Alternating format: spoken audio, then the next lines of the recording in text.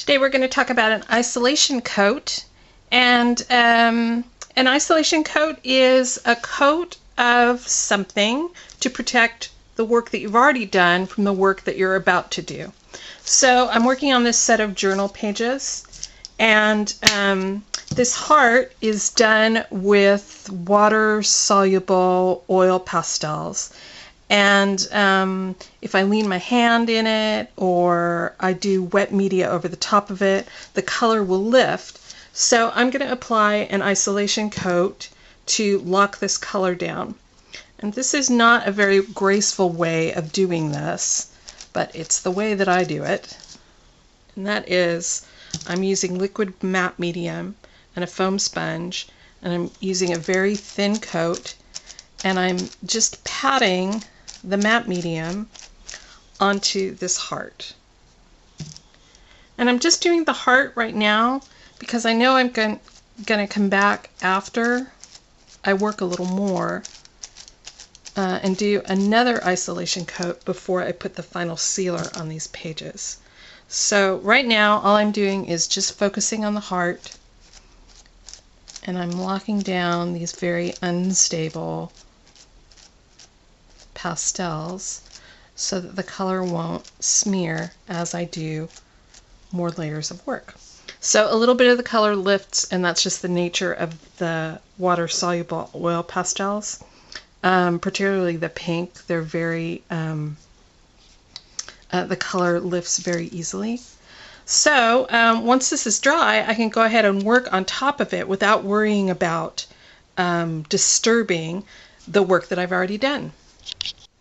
Here's my finished set of journal pages, and I've used, let's see, black gesso, water-soluble oil pastels, acrylic paints,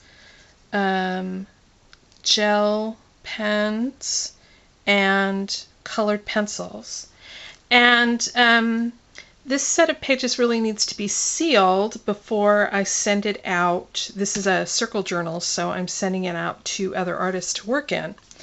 And I always want to seal my work to make sure that pages don't stick together and that they're protected from any work that another artist might do. So my sealer of choice is Dorland's wax medium. But before I put the Dorland's down, I want to protect this work because Dorland's is solvent-based, and it could lift things like colored pencils and gel pens, and I used Sharpie when I first outlined this. So to protect this from the solvents, I'm going to put down an isolation coat. And this is a coat to protect the finished work from the sealer coat. It's to lock down this coat so that the sealer won't lift any of it. So, and I'm using a liquid matte medium to do this.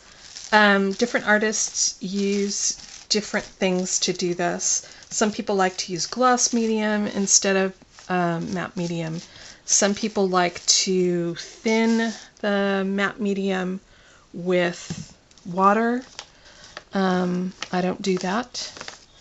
I'm just going to lay down a light coat of this.